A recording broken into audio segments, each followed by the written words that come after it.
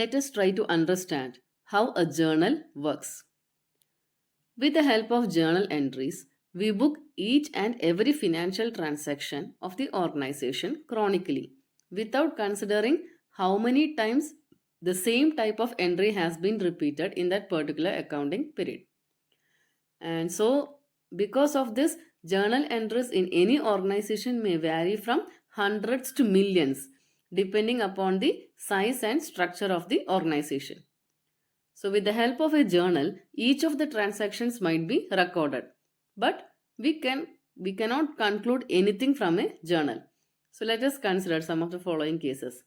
Suppose we want to know the total sales value or the purchase value or the total of any particular income or expenses, the total of amount payable to any particular creditor or receivable from a debtor.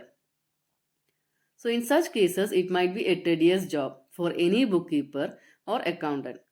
So, hence, the next step is ledger accounts. Ledger helps us in summarizing the journal entries of same nature at a single place. For example, if we pass 100 times a journal entry for sale, we can create a sales account only once and post all the sales transactions in that ledger account date-wise. Hence, an unlimited number of journal entries can be summarized in a few ledger accounts.